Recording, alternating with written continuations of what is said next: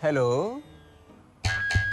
Hello guys, तो हम आज बात करने वाले हैं इन्वेस्टमेंट्स के बारे में। पैसा ही पैसा होगा। इन्वेस्टमेंट क्यों की जाती है और कैसे की जाती है, बेसिक से लेकर प्रो तक बताऊंगा, तो बने रहिए मेरे साथ लास्ट तक।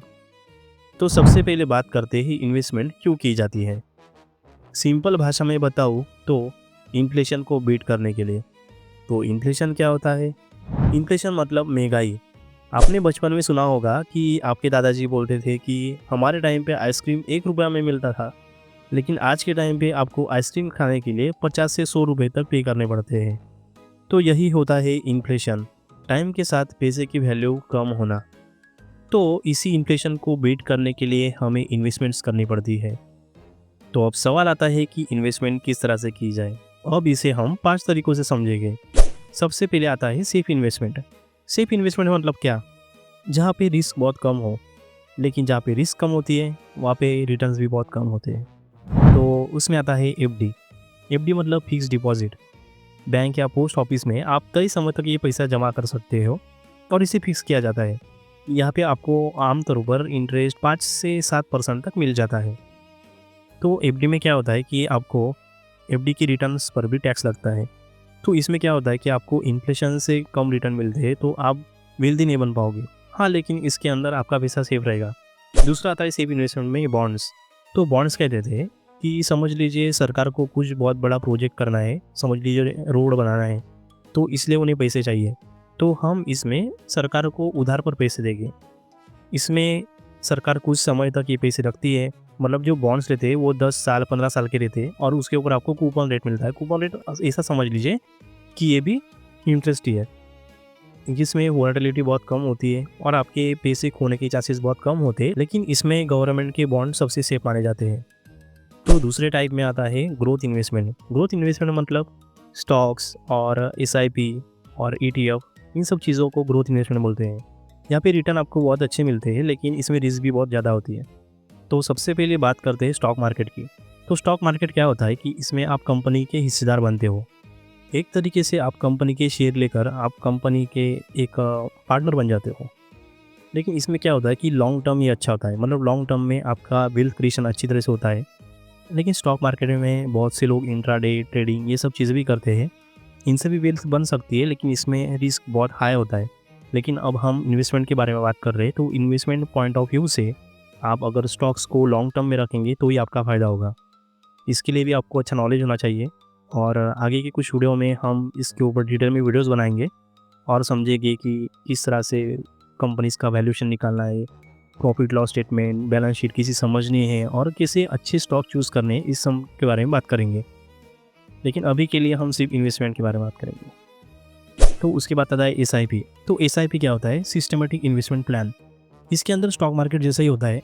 जब आप स्टॉक मार्केट करते हो तो सभी डिसीजन आप लेते हो, लेकिन समझ लीजिए आपके पास इतना भी टाइम नहीं है कि आप अच्छी स्टडी कर पाओ और अच्छे स्टॉक्स चूज़ कर पाओ, क्योंकि इसके अंदर आपको भी पूरा अपडेटेड रहना पड़ता है। तो उससे अच्छा है कि आप एसआईपी कर सकते हो। इसमें एक फंड मैनेजर होता है जो सब लोगों के पैसे मैनेज करता है और सही स्टॉक्स चूज़ करके उसके अंदर इन्वेस्टमेंट करता है। इसके अंदर भी क्या होता है कि अगर आप लॉन्ग टर्म तक पैसे इन्वेस्ट करते हो तो भी अच्छा है, मतलब 5 साल 10 साल, और जैसे आप आगे जाओगे कंपाउंडिंग होती रहेगी।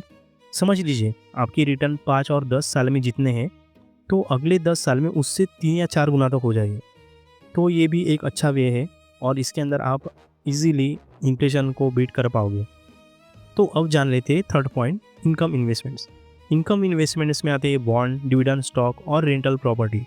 जैसे हमने डिस्कस किया कि आप गवर्नमेंट बॉन्ड लिख सकते हो और उसके ऊपर आपको रिटर्न मिलते रहेगा।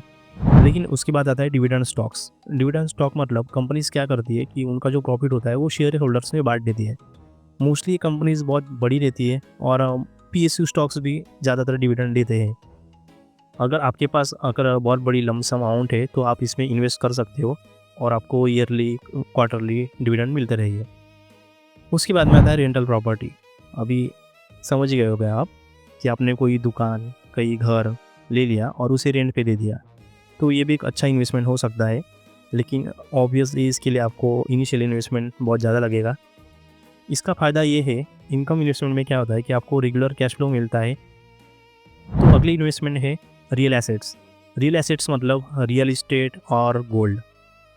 आपने अक्सर सुना होगा कि रियल इस्टेट में प्रॉपर्टीज़ के दाम कभी गिरते ही नहीं है और इसमें बहुत ही अच्छा प्रॉफिट भी होता है, क्योंकि अगर आप अच्छी लोकेशन देख के अगर लैंड लेते हो तो आपको फ्यूचर में अच्छे प्रॉफिट मिल जाते हैं। बाद में आता है गोल्ड। अगर देखा जाए तो लास्ट 5 ईयर में गोल्ड ने बहुत ही अच्छी रिटर्न दी है और इसमें और एक चीज़ है कि गोल्ड के जो रिटर्न है वो SIP से भी ज़्यादा है। देख असली असली 50 तोला। तो गोल्ड एक सेफ इन्वेस्टमेंट है, क्योंकि 100-200 साल, हज़ारों साल से इंडियन लोग गोल्ड में ही इन्वेस्टमेंट करते हैं। तो आप गोल्ड में क्या कर सकते हो? अगर आपने फिजिकल गोल्ड लिया तो आपको एक डर रहता है कहीं वो चोरी ना हो जाए, तो आप ETF खरीद सकते हो। ETF मतलब इक्विटी ट्रेडेड फंड, मतलब जैसे स्टॉक मार्केट में आप स्टॉक खरीदते हो वैसे आप ETF खरीद सकते हो जो गोल्ड के प्राइस को ट्रैक करते हैं। तो ये भी एक अच्छा इन्वेस्टमेंट होता है। तो इस वीडियो में हमने इन्वेस्टमेंट्स के टाइप्स जाने।